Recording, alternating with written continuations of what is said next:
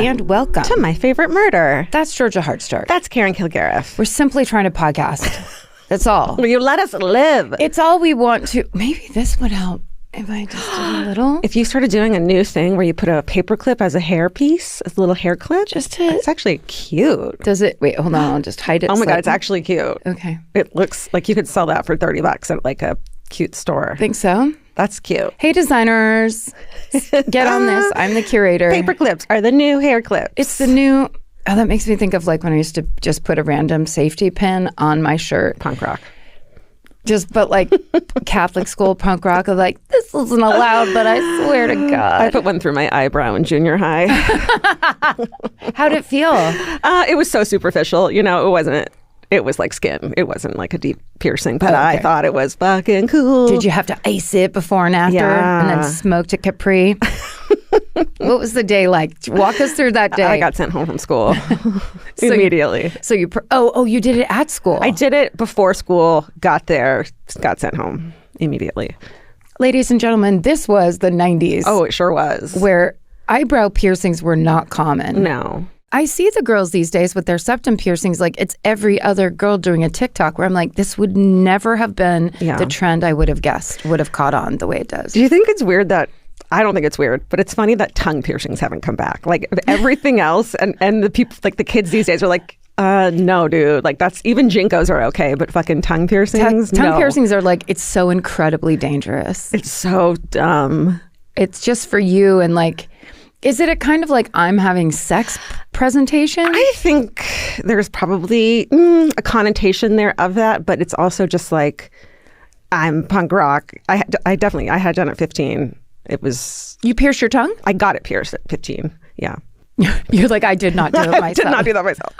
No, and I still have the scar, the whole bump from it. It's really, I have to fucking use my tongue scraper real hard on it every morning. Did you ever? That's so funny. What are we talking about? And just think about it. Yeah. Just think about being 15. To get back at your mom for unknown reasons. You really showed her. I know some of the reasons. I'll stand by as you recount them, and I will witness. There are reasons. There's real good reasons to pierce your whole goddamn head. All right. What do you got? Anything going on in your neck of the woods? Not really. I mean, just this hair. Mm-hmm. I feel like when I see my hair, there's pictures of us when we were in Chicago, and my hair looked furious and like it was dying at the same time. I think it's all you and in and on your head. In and around my head. Well, I had said about the hotel we stayed at that they gave me a hairdryer from like 1985. Yeah. So my hair was a fucking rat's nest. But you were like... you had like a high-end hairdryer. Mine had multiple settings for cool. You know when it can go cool, you're like, this is an incredible product. Yeah. But I think my hair doesn't like being blown dry. I think I just am in that realm of like, can you just leave me alone for 5 seconds? That's easy. That's easier than blow drying. For sure. Well, and just sitting across from you, I'm like, your hair is the done version of what my hair is supposed to be, but it can't get there. It just won't go. Yeah, it takes a lot of product and straightening and things and prayers. And what's your favorite product these days that you've been using to get ready? Do you have any recommendations? With my hair? Anything. Oh my God, there's so fucking many. Something you love. Wait, let me think. What do you love? I have a Korean toner pad that I'm using that I can tell the difference it is getting rid of like spots on my face. Oh, wow. And it's just the Giyu toner pad. It's orange and green and with big writing that says Jiyu. Okay. Very expensive, but you can wait for them to go onto flash sale. Okay. But like usually a thing of toner pads is $19 and these ones are like $52. Okay. But they actually work. I know. Okay, then I have one that's also expensive, but it works. The Color Science SPF. It's white and then it turns. I just bought that. Oh, that's like. There's very few times Vince goes, your skin looks good, because he just doesn't think about it, you know? But when he does do it, I'm like, what's on it? Because whatever it is, it's fucking working. He's your ultimate, he would know. Yeah. Like if he, because he's a dude, he doesn't pay attention a lot, but when he compliments me, I'm like, what is it right now that he's complimenting? And it's usually this Color Science SPF that turns tan when you put it on or whatever. Yeah. It literally adjusts to, this skin tone is impossible to find base for. And I got that and put it on and rubbed it and was like, it's actually doing it's just the color it's supposed to be. Yeah. It's great. Yeah. All right, we did it. Boom. And then you're wearing your SPF, but you have makeup on. Right. One layer. Good SPF. Out the door. God. Okay. We have a podcast network. Hey, we have a podcast network. There's all kinds of things going on in it. We like to tell you about them. Do you want to hear some now? It's called Exactly Right Media. Oh, that's true, too. I never do this part. Hey, first up on Wicked Words, journalist Joseph Cox tells the story of how the FBI tricked high-level criminals into using an encrypted messaging app that the FBI secretly created. Turns out they didn't even need to make one up because some people will just they'll get right on there. They'll just text anything to anyone. Totally. It doesn't need to be private. No. It's all from Joseph's book, Dark Wire, and you're going to want to hear every detail on Wicked Words. Joseph Cox, Dark Wire. I want to read that. Over on Bananas, Kurt and Scotty cover the most important news of the week, the weird news, including the first ever snake found in Ireland. Oh, my God. Oh, they've got snakes in Ireland now. No. That's how we know it's all over. Oh, Jesus. It feels like a real problem for my people. On Ghosted, Roz talks to comedy icon and drag race legend Bob, the drag queen. They get into sleep paralysis, Ouija boards, and the time Bob had a psychic encounter with a ghost. Yes. Bob, the drag queen, one of the funniest performers and stand-up comics around right now. So talented. Also, over on I Said No Gifts, Bridger keeps the show rolling even after Edie Patterson. The great Edie Patterson, hilarious comedic actress. She's from The Righteous Gemstones. That's how you probably know her. So good in that. And she comes and forces Bridger to accept a gift. He only asks for one thing and no one will give it to him. That's right. And finally, a quick reminder for our people out there who like to shop, but you hear our ads and they're quick and you're driving and you don't have the promo codes. We give you all the promo codes on our website at myfavoritemurder.com/promos. So you'll have the promo code murder30. You'll have the links to the websites. We'll tell you everything. Whatever it is. At myfavoritemurder.com/promos. So it just helps the show out a little bit if you are going to buy something from these ads, just to let them know we sent you. You're like, hey, I'm going to get an article couch, but can't I get 20% off? Maybe my good friends Karen and Georgia might enable. Oh, this was the thing I was going to show you. Oh. Somebody sent this in. She wore the Pearl Heart shirt, I Shall Never Submit shirt to the Day of Action protest and tagged us. That's kind of what that shirt was invented for, I feel like. Love it. At a protest. Looks amazing. Maybe we'll post it. But thank you. Make sure you tag us when you're wearing your merch. Just like, what are you even doing right now while you're wearing our merch? We'd love to see it. Also, I like that you said the people united cannot be divided. Love it. Getting it done. Thank you, Natasha, for showing up to that. Yeah. All right, I'm first. Okay. Sit back. I'm going to tell you a story. Please do. I'm going to keep this paperclip in my hair while I listen. All right. I'm going to cold open this for you. And I'm going to start in the fall of 1839. Oh, fuck yeah. You know you love it. I do. We're in the New York Harbor, which means it's bustling. There's hundreds of ships from all around the world unloading cargo and travelers. I mean, what a time and place. Imagine the sails. The sails and all the languages being spoken, all the different people and the hustle and bustle and the actual bustles. People. Little bustles. Yeah. That must be what hustle and bustle is from. Oh, yeah. Right? Must be. Also, there's like 6-year-old boys smoking pipes working those ships. Longshoremen children. Longshoremen children. Yes, that's so true. Among these thousands of people is a teenage sailor in the British Navy named James Covey. James is black and was originally born in the West African country of Sierra Leone. But as a child, he had been kidnapped by Spanish traffickers intended to be sold and enslaved. So James then endured the horrific experience of being loaded onto a ship with hundreds of other captives. But because by this point, the transatlantic slave trade was already illegal, British forces captured that ship and freed the captives. So James spent the rest of his childhood being raised by a British missionary in Freetown, the capital of Sierra Leone. And in his teens, he joined the British Royal Navy.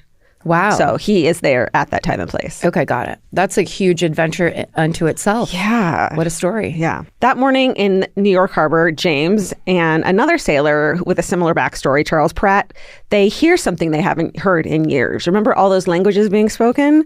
They hear someone counting from 1 to 10 in Mendi, which is the language of their childhoods in Sierra Leone, something they very rarely, if ever, hear nowadays in the British Army and here in the U.S. Can I tell you about a TikTok that makes me cry every time? Sure. Have you seen it? It's the guy, and I'll look it up. He can speak so many languages, so he stands in like popular tourist areas, and as people walk by, he says, "Excuse me, where are you from?" And sometimes people don't want to talk to him, and essentially they'll say, and then he immediately starts speaking their language. Wow. And the face, the way their faces change. The one I saw this morning is 2 women from the Republic of Congo, I believe. Oh, wow. And he immediately starts speaking their language. And they're like, "What? How do you?" And it's like this thing where he's so good at it. It's like he can speak more than just a couple phrases and switch. So someone will be like, wow. "Well, but I was raised in Turkey." And then he starts speaking. And it's like... They just feel like connected all of a sudden. Yes. So they hear this 1 to 10 being counted in their childhood language. They make their way through the crowd to try to find the source of the counting. The person who's counting in this language is a white American man, and they excitedly and curiously approach him to find out who he is and how he knows their language. And what TikTok is. Right. It turns out that the man is a linguistics professor, so that checks out, from Yale, named Josiah Gibbs. And James and Charles, it turns out, because of this moment, are going to be key players in saving about 40 lives and will help set America on the course to eventually abolish slavery. This is the story of the Amistad trial. You know it? Oh, well, I've seen the movie. Yes. Okay. You've either seen the movie, you were there that day, that one day they talked about it in elementary school, and that's like it. You just don't hear about it much. No, not at all. Right. So yeah, there's a 1997 Steven Spielberg movie called Amistad that portrays the story. Historians say that what it gets right is the horror of the transatlantic slave trade. They show that really with haunting accuracy. However, it does kind of travel into some white savior territory. Of course. So we're going to try not to do that. So it's not a perfect movie. Just so you know, I also watched a 1995 documentary called The Amistad Revolt. It seems like it was made for high school children or something like that. And the other source is the Supreme Court decision from this case. And the rest of the sources can be found in the show notes. All right, so let's back up from the harbor a month or two. We're at the end of August in 1839. There are reports off the coast of New York of a sighting of a strange-looking schooner or ship. It appears to have been at sea for months. The sails are in tatters. There's seagrass growing out of the hull. It's just a weird sight. And mariners who have gotten close enough to the ship report that the crew appears to be comprised of about 30 black men who speak no English, French, or Spanish. Only what's presumed to be a language from somewhere on the continent of Africa that white Americans in the mid-1800s can't identify. So that's just out of place for sure already. Eventually, the ship winds up off the coast of Montauk on the tip of Long Island, and that's where it's intercepted by the U.S. brig Washington, a ship that's tasked with surveying the coast. So they basically pull over the ship. When that ship's lieutenant boards the schooner, which is called the Amistad, he finds that in addition to the group that other people have already seen, there are also 2 Spanish men on board. They're named Jose Ruiz and Pedro Montes. So Ruiz and Montes claim that they own everyone on board and that they were overthrown in an uprising by these people. Great. Yeah. A modern audience, of course, will instantly recognize that these 2 men are human traffickers. Yeah. The lieutenant brings the Amistad and its captives across the Long Island Sound to New Haven, Connecticut. And at this point, the use of enslaved laborers has been outlawed in almost all of the northern states, but is still legal in Connecticut. So what a coincidence that they ended up there. A federal district judge named Andrew Judson charges the men with mutiny and murder. And there's 4 children there as well, and they're held as witnesses, which just basically means they're prisoners as well. They're all put in jail in Hartford, Connecticut. So Ruiz and Montes give their version of what happened, the 2 Spaniards. They say that they bought all of the people, 39 adults and 4 children, in Cuba. They were transporting them on the Amistad to a sugar plantation on another part of the island. And one night during this trip, the men broke free and used tools for cutting sugarcane to kill the captain and the cook. They let Ruiz and Montes live under the condition that they sail them back to Africa, which was towards the direction of the rising sun. So they agreed and did that. But at night, the Spaniards would reposition the ship so that it actually made its way north to United States, where it was eventually pulled over. This journey takes 2 months, and 10 of the enslaved people die from dwindling supplies of food and water. So it was like they were trying, like in the daytime, they would make them go this way, and then at night they would redirect that way so that they were sneaking. Yeah. Okay. Yeah. And like, if you don't have a map in front of you or like know how to read the sky for signs, you don't know where you are. Yeah. Right. So Ruiz and Montez's story, it seems fishy for a big reason. They're being very vague about where this group of people originally came from. At this point in time, the use of enslaved people for labor is still legal in parts of the U.S. and in Spanish colonies like Cuba, but the kidnapping and trafficking of new people from Africa has been illegal in both the United Kingdom and America for 30 years. It's been illegal in Spain for the past 10 years, though the Queen of Spain kind of turns a blind eye to it. But as you know from watching the movie, the Queen of Spain is 11 years old, as played by Anna Paquin. Really? Yeah. I don't remember that part. And in fact, Spain has a well-known and extensive illegal human trafficking market. And at the very center of it is a man named Pedro Blanco. In 1822, Pedro had set up what becomes known as the Lomboko slave fortress on the coast of Sierra Leone.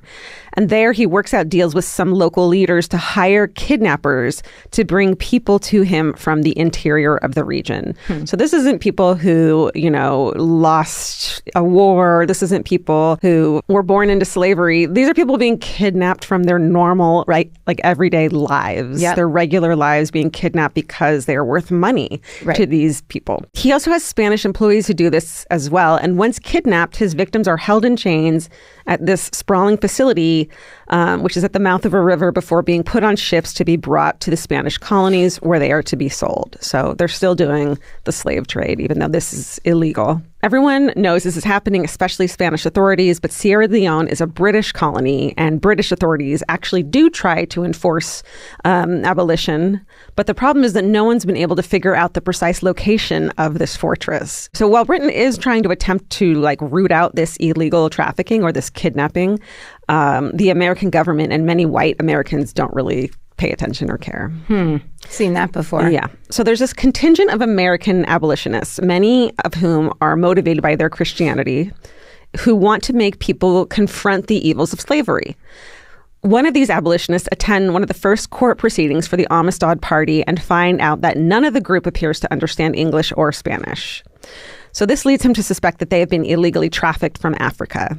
That's, if they had been born into slavery, they would speak some English or Spanish. That means that Ruiz and Montez actually have no legal claim over them, because they're asking to get their ship back and their property back, which are these people who were aboard the ship who rebelled. So this guy sees it as an opportunity to make more Americans confront the barbarism and horrors of enslaved labor. This abolitionist coordinates with others from other northern cities, and they put together a fund for the Amistad party's legal representation. They hire a lawyer named Roger Sherman Baldwin. He'll later go on to be the governor of Connecticut. The initial charges of murder and mutiny are actually dismissed because of a jurisdiction issue, but Ruiz and Montez argue that the Amistad group are their property and should be returned to them.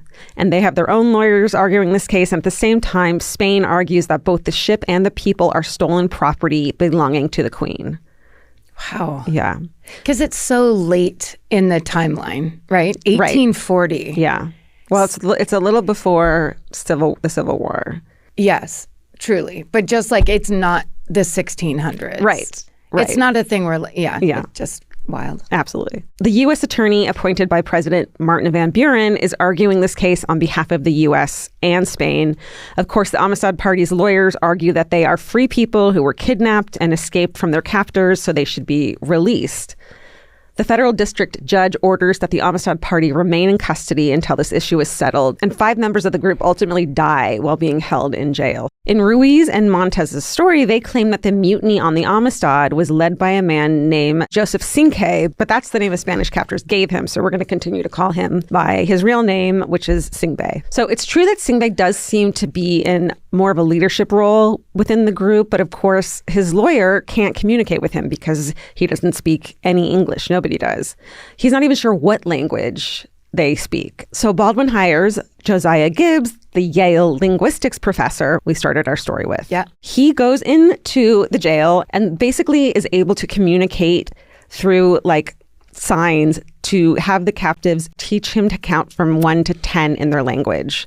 And they figure out what's going on and they do that. So with the knowledge of 1 to 10, this guy is like, great, goes to a very busy place, a busy port where lots of languages are spoken and starts loudly counting 1 to 10 in that language until someone actually does it, approaches them. Brilliant. James Covey and Charles Pratt, and are able to come back with him to the jail. To become the translators. To be the translators. God, that's good. I know. As soon as the group meet these new translators, they are overjoyed because they can finally tell their side of the story. Very quickly, the captive stories emerge, and 3 of their testimonies are used in the court proceedings, including that of Sengbei, the leader. And their story gives us a crystal clear historical record of the 400-year stain on humanity that was the transatlantic slave trade. So Sengbei had been a rice farmer. He was living in a community a bit inland in Sierra Leone. He had a wife, he had 3 children, and one day he was walking on the road near his village and he was attacked by 4 men who had been hired through that network overseen by Spanish traffickers. They just stopped this family man and kidnapped him. He's eventually brought to a vast facility on the coast, that one we talked about early, the Lomboko slave fortress, and he and hundreds of other prisoners are held chained in pairs so that they can't run away. Sengbei and all of the others from the Amistad were then forced with a group of 500 other people onto a Portuguese ship. Sengbei says that the ceilings below the deck were only 4 feet high and all the people were chained together. There was no room to move at all. He says that the majority, and you see these old drawings from back then and it's legit like sardines. You just take as many spots as can be filled with people laying down as possible, chained together in horrid conditions. The scene from Amistad is the thing that I thought when you first started talking about people being on those ships, because it is so... I just like when we use words like horrible, it's not the right word. Horrific? It's like it doesn't feel expansive enough or like deep enough. But it's like it's just a human nightmare. Yeah. Sengbei says that the majority of the people on board had been women and children. And he says they were given small amounts of rice to eat and they were beaten, of course, and that many of the prisoners died while on board this ship. This horrific journey, known as the Middle Passage, would have taken weeks or months. And the movie Amistad does portray this part with like chilling accuracy. So it is a good one to watch for that. Sengbei's story then aligns with what Ruiz and Montaz have been saying. Those who survive the journey disembark in Cuba, where about 50 of them are trafficked to Ruiz and Montaz, basically sold to them. They bring them aboard the Amistad to sail to a sugar plantation on another part of the island, as I said. And again, they're chained below deck. And again, they're given very small amounts of food and water. Another man tells the translator, James, that in desperation, he had attempted to steal an extra sip of water and was severely beaten. They had alcohol and salt applied to his wounds to make them hurt even more. Yeah. He also says that the cook on board the ship told the group that they were eventually going to be murdered and eaten. So they are terrified, obviously. Yeah. Many of them believed that they were going to be eaten, and it seems like maybe the cook was just fucking with them, or it was true. I don't know. But given everything that already happened, why wouldn't they believe that? Yes, you know what I mean? It exactly. sounds, it aligns. So there's an even more pressing sense of desperation within the group to escape. So one night, Sengbei pries a loose nail out of the ship, out of the boards, and uses it to pick the lock on his shackles. He frees the rest of the men in the group, and they find these sharp tools that are used for cutting sugarcane. And they just use these tools. They take over the ship. They kill the captain and the cook in the struggle, but they keep Ruiz and Montez alive because they know how to sail the ship and tell them to take them back home, which, of course, as I said, they followed instructions during the day, but not at night. At this point now, it's 1840, a little over 20 years before the start of the Civil War, and there are about 2.5 million enslaved laborers living in the United States, mostly, almost entirely in the South. They are almost all ancestors of people who were kidnapped from Africa and brought to America between the mid-1400s and 1808, when the Atlantic slave trade is supposed to have been abolished. But of course, there's also been a trickle of newly trafficked people brought illegally from Africa, as I said. So when these harrowing accounts from the Amistad Party are made public, more and more people speak out on behalf of the group, arguing that they should be allowed to go home. This causes President Martin Van Buren to freak out, essentially, because it had been his call to keep the Amistad Party jailed, and it was his U.S. attorney who was arguing against the Amistad Party in court, saying the group should be returned to Cuba as property of Spain. So it was against what the president was pushing for. Van Buren is from upstate New York and doesn't even have strong feelings about slavery, but he needs Southern votes to be reelected. And so he can't be seen as the president who recognized the humanity of enslaved people, because it will turn the public opinion more in favor of abolition. So he has to have a hard stance on it. Yeah. You know. Yeah, because it's big business. Because I need to be elected or I'm not a real man. It's like, but it's money. It's money and power all the time. And then pretending that these aren't people. Right. At this point in time, there's also a gag order in Congress preventing petitions against slavery, and thus preventing a lot of debates about it on the national stage. And so this is a somewhat rare moment when the actual pure evil is shown in government proceedings. It's almost like they're able to use this as their speech, the abolitionists as their speech of why this is wrong, something they couldn't just do of their own accord. Yeah. So even though the situation for the Amistad Party is different than for enslaved people born in America, the case is seen as a referendum on the use of human captives as unpaid laborers. So a verdict in favor of the captives would force people to reckon with the humanity of Black people, which would potentially push the country closer to civil war. But the case, with the testimony from the Amistad Party translated by James and Charles, is basically a slam dunk. Baldwin demonstrates to the court that the Amistad Party was born in Sierra Leone, and that Ruiz and Montez actually showed false paperwork saying they had been born in Cuba. The judge rules that they are free people who have been illegally kidnapped under the laws of the U.S. and Spain, and orders that they be returned home. But let's not celebrate yet. No. President Van Buren appeals the decision, first to the circuit court, which upholds the district court's decision, and then to the Supreme Court. And it's almost good that he does this, because it gets a bigger platform than it would have if that had been the end of the trial and they had been sent home. Yeah. 7 out of the 9 Supreme Court justices are from the South, and in their own households, they themselves enslaved the descendants of people who were trafficked from Africa. So what the fuck do they care? Right. The abolitionist asked former president and current Massachusetts Congressman John Quincy Adams, you know him, to represent... Paul Giamatti. Right. To represent the group in court. By this point, the Amistad group have been in Connecticut for about a year, and many of them have learned some English. An 11-year-old boy in the group named Kali writes to the former president personally, asking how he would feel if someone carried his children and friends away to another country. He writes, "All we want is make us free." It's just this really heart-wrenching letter. Yeah.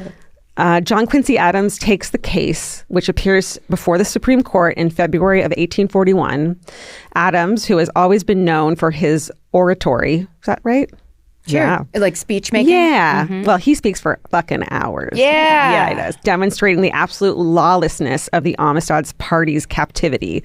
Just in general, how fucking illegal the whole thing is to begin with. The Supreme Court finds in favor of the captives, saying in their decision that as free people, they were entitled to do whatever it took to defend themselves and escape their captors. Hell yes. It's almost like, if you are being held captive in a basement by some serial killer and you have to kill him to get out, then they're blaming you for killing someone? Right. No. It's very, it's like the stand your ground law. Right.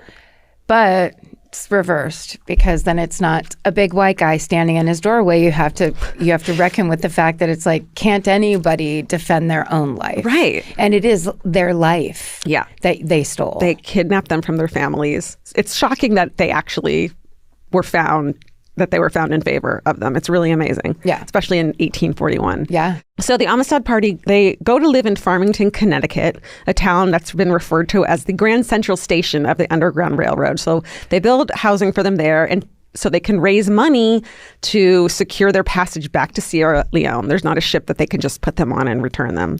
As part of their fundraising efforts, members from Sierra Leone go to speak at abolitionist fundraisers telling their stories and reading from the Bible and singing hymns. So in 1842, the group, which is now 35 people, they are able to secure enough money to get their passage back to Sierra Leone, along with several American missionaries, because they have to convert them to Christianity there. That's always got to be in the mix. Yeah, it's like that's got to very important. Unfortunately. So once they get there, some stay in Freetown in Sierra Leone, the big city, establishing the missionary and a new school. One of the children from the group, a girl named Sarah Margrew Kinson, actually returns to America and winds up attending Oberlin College as one of the first Black female students, and she had been on the Amistad. Incredible. Others from the group return to their families and villages, which has to be amazing, and the British Navy finds and destroys the Limboko slave fortress finally in 1849. Good.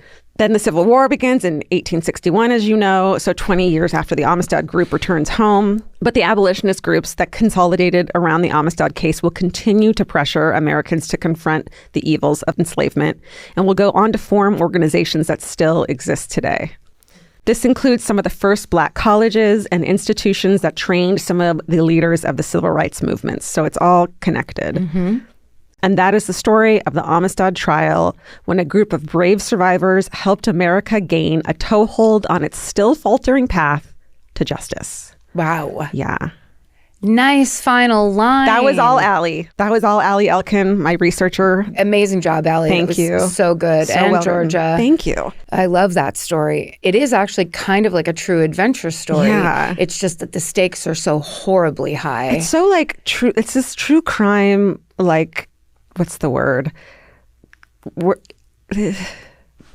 Swath of history? Yeah, it's a true crime thing where people are like, I'm not into true crime. And you're like, but so many things are true crime that you don't think are, and that have to do with history and that have to do with humanity and, people finding a way.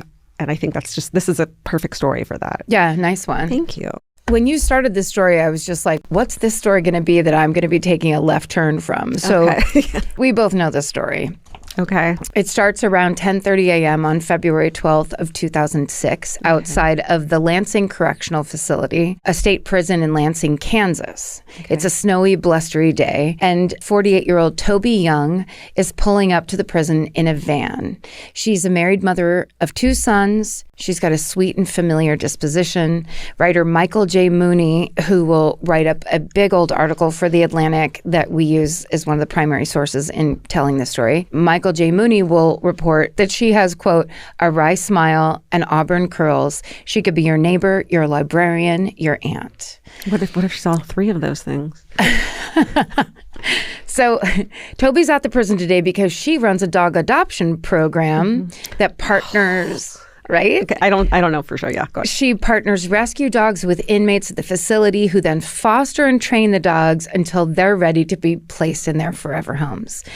But before she passes through the final gate into the prison yard, Toby stops. She cuts her van's engine and waits. The inmates lined up with their dogs are out in the wind and the snow, so they're impatiently stomping their feet and waving for her to hurry. Actually, the weather is bad enough that if it was any other day, Toby would have rescheduled this just due to bad weather. But she has to be here today, and the reason why she has to be here has her heart racing. Toby takes a moment to search the prison yard. She sees the thing she's looking for as a guard rolls out a covered metal farm wagon into the prison yard. Mm-hmm. Toby arranged to have this wagon brought out on her visit today. She told them that it was loaded with odds and ends that she'd left behind on previous visits, like leashes and bowls, and maybe a dog crate or 2. Mm-hmm. But panic washes over her as she sees the wagon's tires buckling under the weight of its cargo. It's obviously carrying more than just a few pet supplies. Toby takes a deep breath. She starts the van again, and she proceeds through the final gate and into the prison yard. She greets the small crowd of inmates waiting for her, and as she loads the dogs into her van, she hopes that the sound of them barking, being placed in their crates, and the inmates' goodbyes will draw attention away from this approaching wagon. Mm-mm. With her stomach still in knots, Toby watches as the clueless guard loads that heavy wagon onto her van, knowing full well that in this moment, if one tiny thing goes wrong, her entire life, a life where she's always done everything according to plan, will be destroyed. This is the story of Toby Young and the infamous dog crate prison break. I don't think I know the details of this at all. Well, Toby, the main sources of the story is Toby's memoir, Living with Conviction, an article that ran in The Atlantic in 2020 by writer Michael J. Mooney, and a 2019 episode of Criminal that Toby actually gets interviewed by Phoebe Judge on. That's really great and powerful. Wow. Living with Conviction. That's a good fucking name for your book. Yeah, right? Living with Conviction. I love that. Okay, so we'll start at the beginning. Toby Dorr is born in the late 50s in Kansas City, Kansas. She grows up in a big Catholic family. When she's just 5 years old, this is so sad. When she's just 5 years old, her father is involved in a terrible accident doing yard work outside their home. He's clearing and burning a bunch of branches, and his clothes catch on fire. And of course, he's badly burned. He spends 8 months recovering in the hospital. Oh my God. And it's, of course, a terrible, stressful time for the family. 5-year-old Toby, who's the eldest daughter of 7 children, rises to the occasion. As we know that eldest daughters always are forced to do, even if they're 5 years old. Right. 5. Yeah. With her father spending so much time fighting for his life in the hospital, and of course her mother often needing to be there with him, Toby becomes a rock for her family. Michael J. Mooney reports, quote, Toby felt it was her responsibility to take care of her younger siblings. She wanted to solve whatever problem was in front of her. She changed diapers, packed lunches. She's 5. I can't. Thinking about Nora when she was 5 years old and all the things, she couldn't close a goddamn cabinet. Yeah. And still can't to this day, Nora.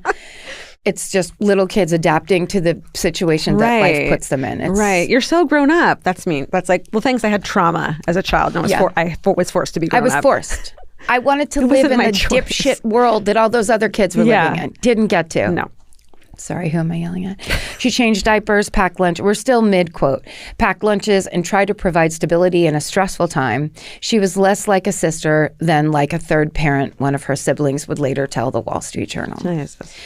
So fortunately, Toby's dad is eventually able to leave the hospital. He's still struggling with serious injuries. He has limited movement in his arms, but he does have to go back to work to support his family. So he winds up finding a job with the railroad as a machinist. And he often tells his kids to, quote, deal with what life gives you. So that's kind of the family motto. Yeah. I don't think you need to be telling that to your 5-year-old daughter who ran the fucking house while you were gone. She's already doing that. She has 6 children right now.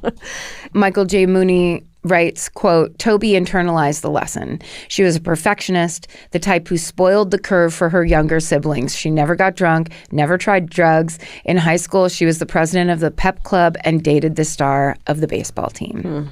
So she was going to make it work. Yeah, she was everything for everybody. Yeah.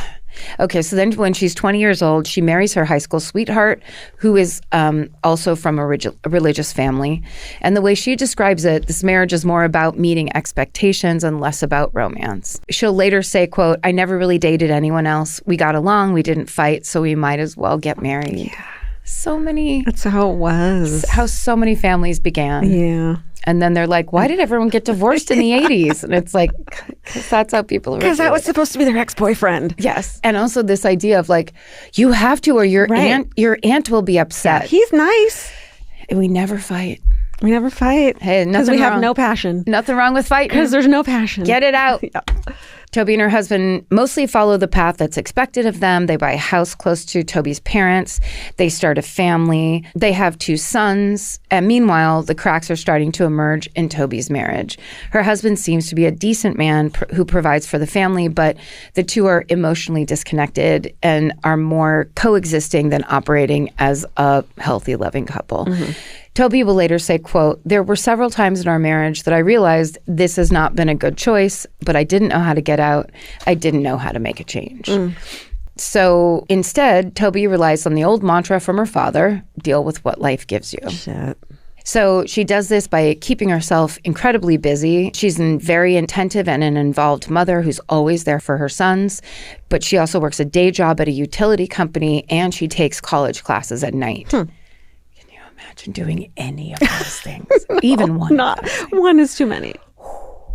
There's a reason that we podcast professionally. Yeah, Truly. So before long, Toby has graduated with top honors from college with a double major in business administration and accounting. Damn. So not the fun classes. She didn't go as a theater major. No. She went and really got it done. While she had 2 children and a fucking day job. Yeah. Good for her. She and her husband, meanwhile, seem to spend less and less time together, especially as their boys grow up. Yeah. Then in the late 80s, when Toby's just 30 years old, she gets a job as a project manager with Sprint. Remember good old Sprint? Oh, yeah. They used to really be a big part of our lives. They really were. She ends up working there for nearly 15 years before being laid off during the dot-com bust of the early 2000s. Sure. So Toby is forced to pivot. She's always loved animals, especially dogs. So she takes a job as a technician in a veterinary clinic. Then one day in 2004, she's 47 years old, and she notices a lump on her neck. Oh, no. She asks one of the vets to take a look because she's at work. Yeah. And he says, you have to have that looked at immediately. When she does, a doctor informs her that she has thyroid cancer. Whoa. Looking back on the diagnosis, Toby will eventually tell Phoebe Judge of the great podcast Criminal that, quote, you know, even though thyroid cancer is very treatable, hearing your name after the word cancer is devastating. Yeah, I can't imagine. It causes you to stop and take stock of your life. I realized that I could go at any minute, and I didn't want to leave this earth and not have done anything to have made it a better place. First of all, mother of 2 young boys. Yeah. Why are you acting like you did? You have. Yeah. I just like that. Oh, that's just so. I'm like, it's a huge fear of mine, the cancer thing, where it's just this suddenly you have to be this brave fucking person when really it's the most terrifying thing that can happen to a person. Yeah. One could say that they have to confront their mortality. Yep. At 47, like. And feel like it's almost over. Right. If it's over, are you happy with what you brought? Yeah. You know, answer that. Most people would say no. Right now, 23-year-old that's listening to this, it's a good, I mean, I have to say, there was a lot of death in our family when I was 12 years old. 3 different people died when I was 12, and it was really crazy, mind-blowing, and they were people that were close to us.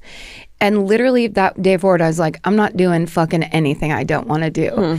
And it was that kind of like, what's the point? Yeah. If this whole thing is just to find out one day or drop dead one day or get cancer one day or lose your mind one day, then what's this part for? Yeah. Like, that's a big lesson to learn at 12, let alone at our age. I was looking for an excuse though, because I was like, I'm really tired of doing what other people tell me. Anyway, here's why now. Not that I have defiance disorder or anything like that. Nothing. No. It's just real. Except for that I was right. In this life-changing moment for Toby, she actually successfully treats her thyroid cancer, thank God. But her energy is gone. The treatments leave her confined to a recliner. And in that downtime, she ends up finding a TV show that inspires her in a way that she doesn't expect. And it's a TV show called Cell Dogs. Oh. So this is a quote from her later. She says, Cell Dogs was a program that ran on Animal Planet for a few years. It was set inside of a prison. They had dogs in there. The inmates were training them, and they were taken out for adoptions. I love dogs. That's kind of an understatement. I thought that would be my dream. I could make a difference if I could do something like that. If I could start a prison dog program, I know I could change the world. Wow. So she's so excited by this idea that she tells her husband, and this part broke my heart, like I was cried in my office a little bit. He suggests Cell Dogs is made up for television. That's his fucking answer to his wife who's beating cancer and is saying, hey, with that in the rear view, here's what I'm inspired by. Like a thing we learned in couples therapy, Vince and I, is that like it takes nothing for you just to sound supportive. It takes nothing. Not one fucking thing. They're not saying I'm doing this tomorrow and putting our life savings into it. They're dreaming. And to support that dream, because Vince, I'm a dreamer and Vince is a realist. Yep. I'm not going to move to fucking Spain or whatever. Like, let's just talk about how fun it would be. Yes. I'm not going to go do it. Yep. Can we just have an imagination session of how fun something can be? It takes nothing out of you to do that. Could have sworn this was going to be about Vince's hardcore band, but I guess it's about... No, I support all of it. I'm a dreamer. I'm like, yes, hardcore band, do this. Do this. Well, and also I think that's a really good lesson to learn kind of for the relationship overall. Yeah. But I think there is this thing when you're in a relationship with a person who isn't interested in the connection. Yeah, right. In that way, where it's like, I'm telling you about a thing that lights me up. Totally. Why doesn't it light you up that I'm lit up? Totally. You fucking asshole. Yes. It takes nothing from you to do that. To even just appreciate your partner's happiness or excitement. Right. Exactly. But Toby isn't discouraged. You know why? She's been married to this man for quite some time. She's not surprised. Also, this is just her side. I don't want to get to, I love to be like shitty or whatever. Sure. This man, at the end of the day, is also a victim of the story. Yeah. So whatever their relationship was, after the fact, one person talking about what it used to be like sucks as well. Yeah. Okay, so Toby's plan, basically from all of this, is to convert their barn into dog kennels so they can take in and foster stray dogs. And she's so into it, she starts redoing it, and her husband joins her eventually. Okay. So full credit to that. Thanks, sir, that was already there, and it's the least anyone could ask of you. Anyway, Toby begins to take in strays and get them adopted. So by the summer of 2004, this business and enterprise is going so well, she puts up a website to advertise it, and a few days later, someone from the Lansing Correctional Facility reaches out to her. They ask Toby if she'd like to collaborate on a program within the prison, and Toby is elated. Her dream to create her own version of Cell Dogs is actually coming true. Wow. She got the idea, she pitched it, no one was going to help her. She's like, I don't care, I'm going to do it myself. She does it herself. The people join after the fact when it's real and material and there's something there. Yeah. And then she gets herself there. So at this point in her life, her sons are in their 20s. They're out of their house. So she throws everything she has into this program. She's gotten her college degrees. Yeah.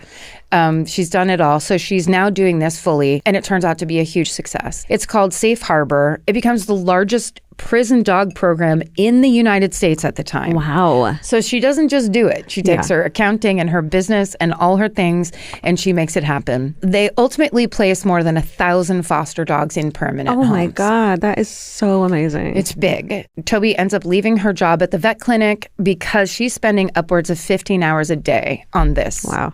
New project, visiting animal shelters, looking for dogs to foster, taking them to vet appointments, placing them, working with their new foster inmates who live with and train the dogs from their cells. So she's doing every part of it. She loves the work. She finds it deeply fulfilling, but it makes the disconnect that she has with her husband of 28 years even more obvious. Yeah. She tells Phoebe Judge, quote, I probably spent as much time inside the prison as an officer that was on duty. It became my entire life. My husband resented it, but we didn't have a good marriage. It was just one more way that I did my own thing, and as he did his own thing. I never did come home and talk to him about anything that was going on because he just wasn't interested in it. That's the worst part of the relationship, which I've definitely been in past relationships of like, you go have this great time with friends or whatever, and then you're like, oh, I guess I got to go home now. And you're like not looking forward to it. Yeah. That's how you fucking know. Yeah. Like, you got to have somebody, even if they're waiting under a blanket watching a show they don't want to turn off. Yeah.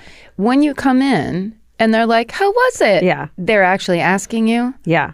If you can't even have that bare minimum. Right. No, I'm excited every time I get to go home and tell Vince, talk shit to Vince. Yeah.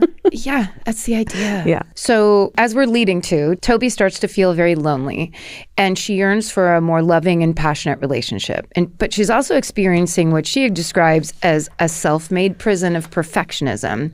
Basically, she's become resentful of her careful, cautious approach to her life. And as fate would have it, this is when she meets a 27-year-old inmate named John Menard, who is enrolled in the foster dog program. She's just like ripe to meet a hot fucking convict, right? Hell yes. Who is like, maybe I will manipulate you into doing a bunch of things. Oh my God. John's 6'4", redhead. Tatted? Tattoos. Who Toby describes as, quote, swaggering everywhere he went in the prison, like he owned the place or he was in charge. Damn. You'd just be like, yeah. Who's that? Yeah. Who's that? You know my song, Who's That? Yeah. That's what you'd be singing. Who's that? Toby soon learns that John is incarcerated for his involvement in a carjacking when he was a teenager, where a man was shot to death. So even though he didn't fire the shot that killed the victim, he was convicted nonetheless. So she's able to like empathize a little bit enough to like, talk herself out of it being a problem. Yes. He's not technically a murderer. Right. And also a 6'4" redhead with tattoos swaggering around. I mean, quit it. And like, fucking teaching a pit bull how to behave. Who's like out of here. Into your dream project that you are now the kind of boss of. Yeah. And also that is having an effect. I don't know if you've ever watched any of those shows or documentaries, but the effect those animals have on inmates and the actual rehab that starts taking place is amazing. Yeah. That's like half the point. Yeah. So she's a part of that too, which is probably really a beautiful thing to get to see. Right. So Toby's not afraid of John, obviously, probably even maybe just a little bit adds to it. She is immediately captivated by his confidence, and their bond deepens after a scary encounter at the prison where one of the men in Toby's program gets angry and actually like comes at her like he might hit her. Oh my God. And John Menard steps in and basically stops it. Come on. From here on out, Toby trusts John. Their bond deepens. He starts watching out for Toby. So like when she arrives at Lansing Correctional, he meets her at the prison gate. He sticks with her when she's on the prison grounds. He works alongside her during the various training sessions with the other inmates. It's fucking bodyguard. Yes. Hot Whitney prison Houston bodyguard. Yes. Bodyguard. I'm like, eyes on. Yeah. Who doesn't want that? No, for sure. So now they're spending a lot of time together. And while they aren't allowed to have any physical contact, they come to understand each other on a deeper level. And then in all caps, I just wrote, ugh. Because it's like, sure. No, it's, extenuating circumstances. Right. Circumstances. So many circumstances. So many circumstances.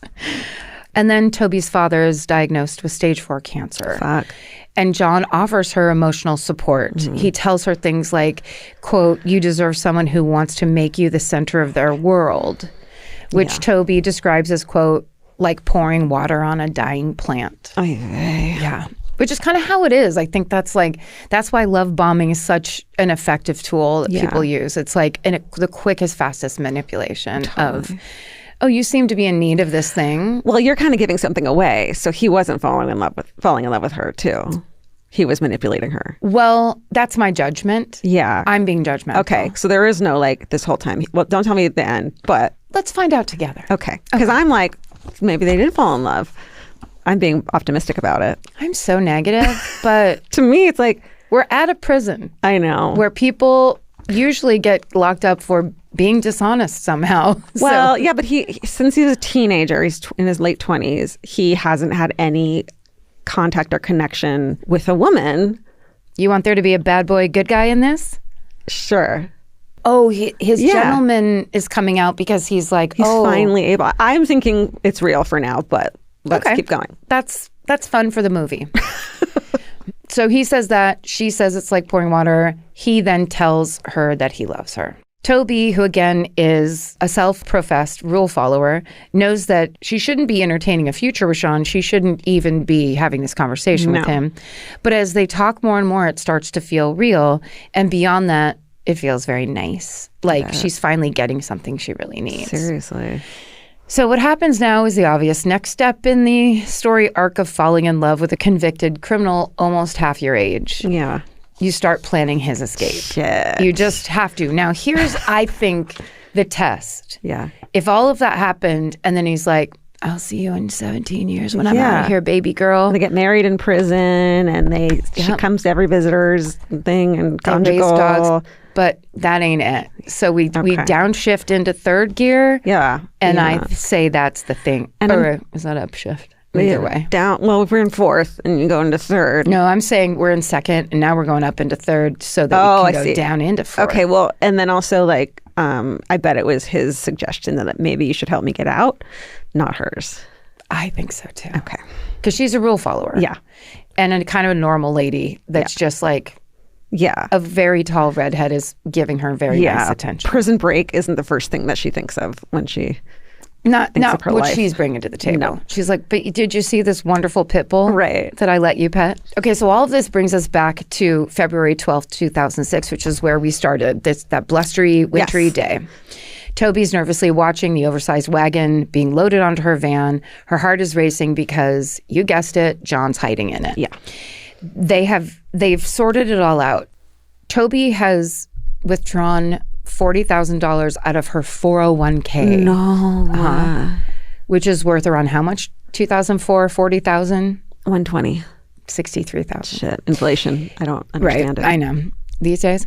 John lost 25 pounds so that he could somehow contort his 6'4" frame into a cardboard box that could then fit inside a dog crate. I feel like in prison, people need to pay attention if a prisoner loses a huge amount of weight. They're trying to fit through a pipe. They're trying to fit through somewhere. Yeah.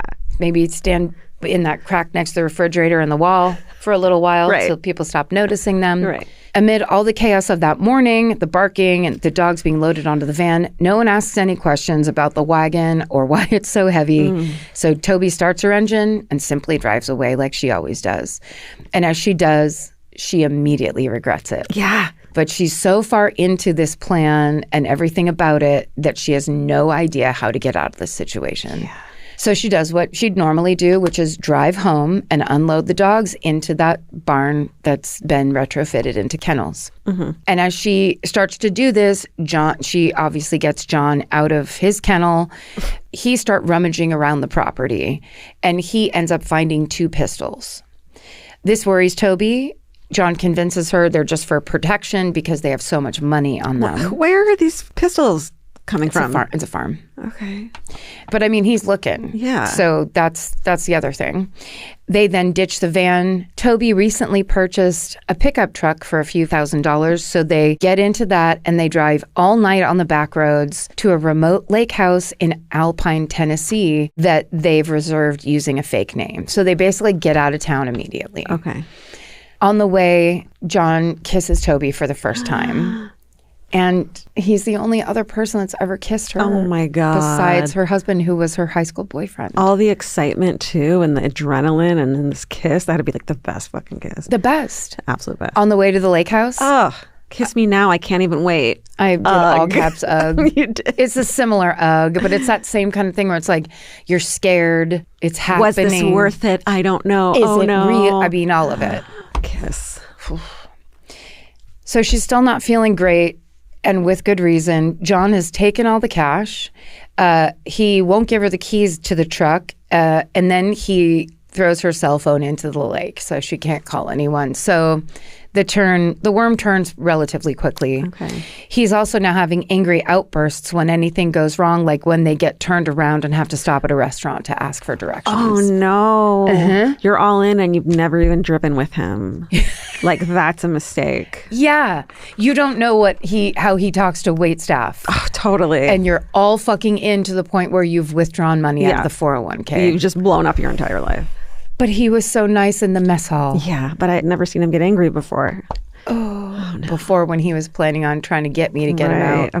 Okay, so Toby's trying to focus on the good things, deal with what life has given her in the moment, even as John becomes more reckless. She says, quote, John was really interested in eating fried chicken and a lot of foods that he wasn't able to get inside prison. It's totally understandable. Fine.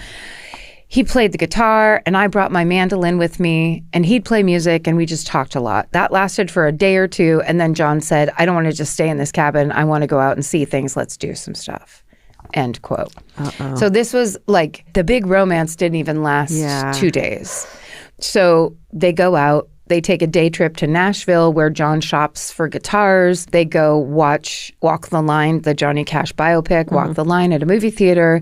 Another time they go on a trip to Chattanooga. They see a movie about lions at an IMAX theater wearing disguises because by this point, the headlines have been out. They, like everyone knows, there's been a prison escape. The authorities are trying to track them down. Okay. Toby and John know this because they've seen the papers while they've gone out on these adventures. And they know she's in on it. She's not a captive. I think so. Okay. Yeah. Even still, they keep going out into public. 12 days after the prison break, the pair visit a mall in Tennessee, now about 100 miles south of Chattanooga, where John buys a copy of Where the Red Fern Grows from a bookstore with Toby's money, of course. I loved that movie. I mean, that book when I was a kid. It's a sad one. Yeah. Dog book. As they're leaving, 2 police officers just so happen to spot them in the mall parking lot. They are not expecting to see them, but they are actively looking for them in Tennessee because Toby had used the cabin's address when filling out paperwork for their getaway truck. Oh. I would recommend to not do that next time. No. Toby will later comment that she, quote, wasn't a great criminal. Yeah. This woman. That's okay. This woman. This poor misguided woman. She got took. Yeah. So now the police have located Toby and John. They call for backup. They quietly tail the couple for around 60 miles as they head back to the cabin in Alpine. As John and Toby approach their rental, they're met with a huge traffic stop. And obviously the jig is up. John asks Toby what he should do. Being the rule follower that she is, she tells him to pull over so they can surrender to police. But instead of that, John hits the gas, swerves off, weaving through traffic at 100 miles an hour before eventually taking the truck off-road and slamming it into a tree. Toby is still overcome with regret. She wishes for death. Understandable. Shit. She survives the crash with just a few minor injuries. So does John. What was his fucking plan? Kill them both? I don't know. Or just like try to get away and do your best and what. I mean, it's... Yeah, there's no all plan, of this probably. planning is 3/4 planning. Sure. My least favorite kind. Yeah. I like it when we run through scenarios A, B, C, D, E, and F. But whatever. Not Escape me. from jail however you want. Do your thing. Do your thing. Oh, my paperclip's coming. Hold on. Reset. Quick reset. It looks good. I'm telling you. It's How like about that? a little punk. A little riot girly. Just a little. But it's like, we're like library punk. Yeah. As Toby comes to, she can hear John calling out to her, quote, "Are you okay, baby? Are you okay?" Aw. I mean, that says something. Yeah. There's a realness to it. He did just crash the car himself, but then he wants to know if she's okay. So it's not a great relationship. It's not. Look, we can have these kinds of relationships. Listen, they're there for a reason. Pickable. Yeah. Don't stay in them. Yeah. Truly. True. Learn from them. Promise that the second he darts away, when he says, "What should I do?" and you say, "Pull over," and he fucking goes 100 miles an hour in the opposite direction. Yeah. Thank you. Next. Thank you. Next. And even if he calls you baby. Yeah. Keep on going. We're going to learn. We're going to learn this we are time. Someday. They're both removed from the vehicle, handcuffed, and placed under arrest. Toby, who among other charges is found guilty of supplying firearms to a convicted felon, gets 27 months in prison for her involvement in this jailbreak. Yes. I'm sorry. I thought it'd be way more than that. Oh, it's 2 years and 3 months. Yeah, but supplying, I mean, yeah, okay. All right. For a regular mom. Yeah. 2 years in jail. That doesn't sound like a lot to me. What if you had to do it right now? I wouldn't. Yes, no, I know what you saying. mean. Yeah, no. It would be a long 3 time if I months had would be to like, do it. I No, can't eat this for food sure. anymore. For sure. But based on her charges, you're right. It doesn't seem like a lot of an even amount of time for, what's it called? You know, they don't balance. Yes. I don't think. The thing doesn't fit the thing. Exactly. But when love comes into play. Right. And I'm not trying to say I want her to be in fucking prison more. No. I'm just not on the jury and I'm not the judge, but like. Well, it almost is like, how do we keep things from happening? Is longer prison sentences the way to do that? Right. But I think when love is in the mix. Does the punishment fit the crime? Yeah. She's already been punished by fucking ruining her entire life. Okay. Truly ruining it. And she's out $63,000. Yeah. Oh, wow. Okay. This out-of-character stunt stuns her colleagues, her friends, and her family members. It's also the straw that breaks the camel's back in her marriage, of course. Yeah. Which actually good, like... Yeah. Good. You could have done it a lot quieter. Yes. How about just a nice mid-sized fight at the TGI Fridays? And then go home and say, I'm just done. I'm done. Yeah. I'm sorry I broke that beer mug. You don't have to blow up your entire life to change your life. Anyway, and if you feel that you're following that little opium trail of the roasted chicken smell, like you're floating through the air on a cartoon. Tall guy pretending to love you. Stop it. Just, I don't know, grab a relative, get someone to look you in the eyes and slap you across the face. Therapy. Go to our promo page because there's therapy promos in there. That's right. For sure. You can start by texting and then just go from there. Do it. Whew. Her now ex-husband tells reporters that her crime has, quote, affected me physically, mentally, and monetarily.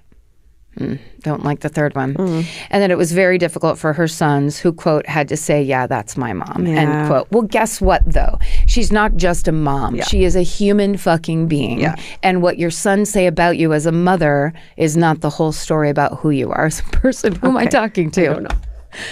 Toby's father dies of cancer just months into her incarceration, which, of course, is devastating for her. Yeah. She's also said to this day she has strained relationships with multiple members of her family. Of course. Sure. Most tragically, she never gets to mend her relationship with one of her sons, who passes away in his 20s because he gets Hodgkin's lymphoma. Horrible. John Menard, meanwhile, gets another 10 years tacked onto his sentence in response to accusations that he manipulated Toby by feigning a romantic interest in her. Let's let him speak. Okay. He said, quote, I love Toby and was 100% committed to her. Why did I stay with her once I was out if I was just manipulating? I love Toby with all that I was. I believe it. I'm going to believe it. But I want to. Okay. I could just answer the second question, which is you stayed with her because she was the one that had the $63,000. Right. And it had only been like a week. And the keys to the truck, and then you got rid of her phone. Okay, anyway. Right. Well, he got rid of the phone so they couldn't track them. It's not so she couldn't call anyone. Where's his fucking phone? Yeah, he didn't have one because he didn't have one. Did he not? This is where Sprint comes back into the... No, just kidding. Toby, meanwhile, says this. Oh, this will solve it. Okay. Because it's not me projecting. Okay. Quote, I think it's probably a bit of both.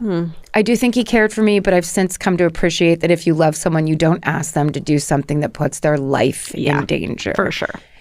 Toby, the cooler head prevailing in this situation. Yeah.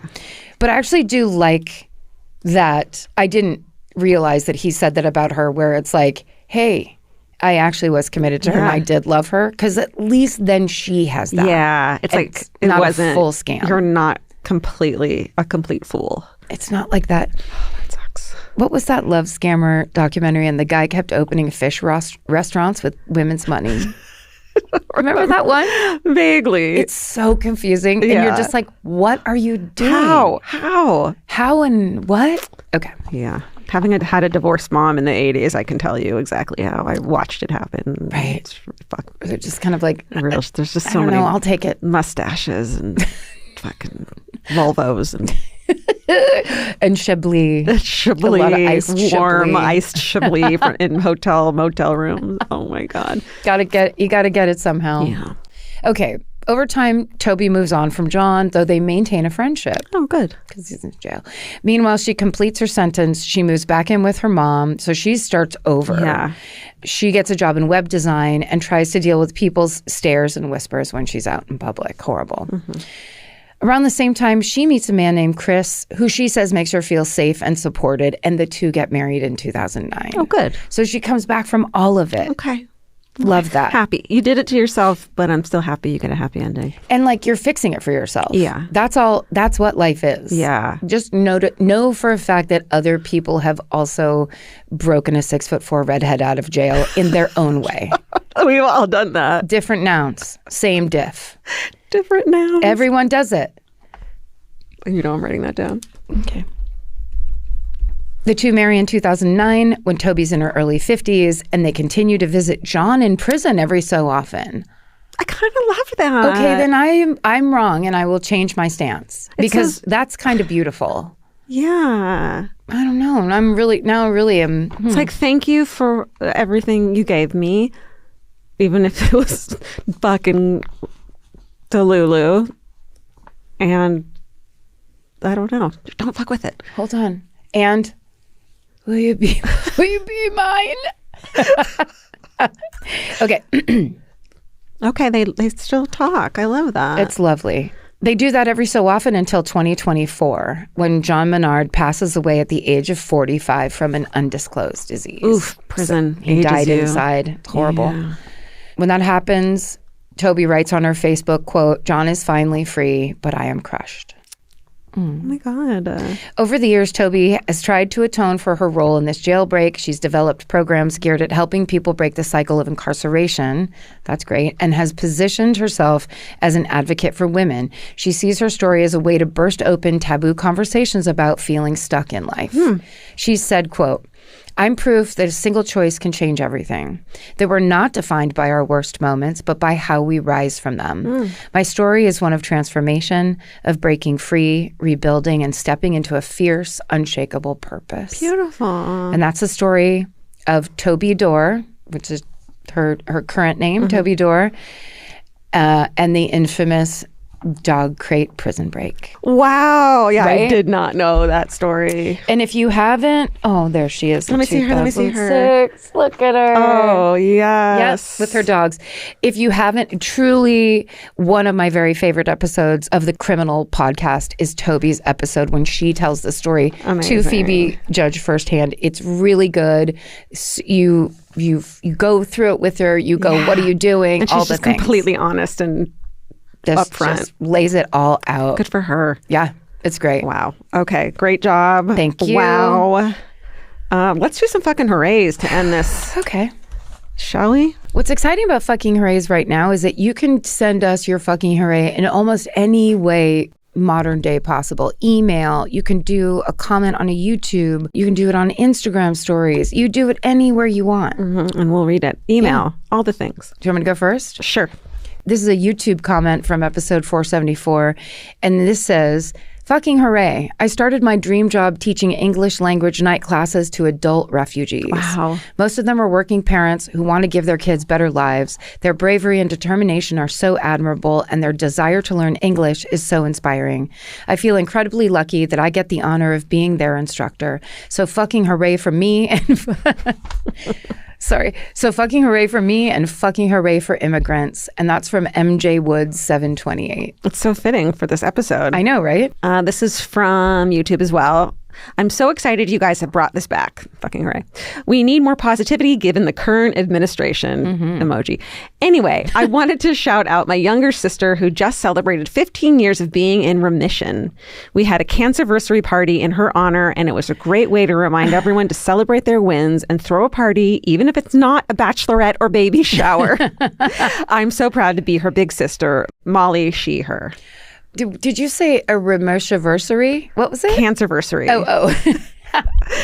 That's so brilliant. I know. Any party, any time. Yes. Celebrate things. Literally. It'd be like, this is the last block of cheese in my cheese drawer. It's cheese party night. It's cheese party. Put a candle in it. Put sprinkles on. People need to be putting sprinkles on way more things than they do. Yeah. Sprinkles. Sprinkles and googly eyes. Yeah. And candles. Okay. Okay, here's my second one. This is hilarious. It says, Karen in Georgia. Oh, this is from email. Karen in Georgia. Today I spied a bumper sticker that said, honk if you'd rather be watching the 1999 cinematic masterpiece, The Mummy, starring Academy Award winners Brendan Fraser and Rachel Weisz. Oh my God. It made my day. I have been mentally honking all week. Fucking hooray. It's from Michelle. And then it says, P.S. Multiple email here. Snacks from beyond the grave. Sister befriended a murderer. Mom babysat a murder victim. Oh, we got to look those up. I mean, for sure. But I almost feel like, could she have been driving behind Brandy Posey? Oh my God. Did you see the tote someone made? It went viral. That's, those totes you get from like LL Bean and you can put your that's initials. The big trend. Yeah. Someone wrote, Piper, no. Instead of a monogram. Yes. Is that amazing? That's so good. Okay. This one's from an email. Hi, MFM team. It took 15 years of blood, burns, sweat, and tears to pay off my culinary school loans, but this week I did it. Shit. No help, just pure hustle. After years of navigating depression, anxiety, and therapy, I feel an immense sense of pride in this accomplishment. Fuck government loans and the stranglehold they have on so many hardworking people. Yep. Thank you for everything you do. XO, Chef K. Ooh, Chef K, where do you work? Hey. Invite us to that place you make food. Oh, we'll come to get the tasting course. We'll get whatever you want. Just put it in front of us and we'll eat it. And if it's at Denny's, we'll fucking eat those mozzarella sticks. Hell yeah. We don't care. No, we're not discerning people. Thank you guys so much for listening. Yes, thanks for being here with us again, and stay sexy. And don't get murdered. Goodbye.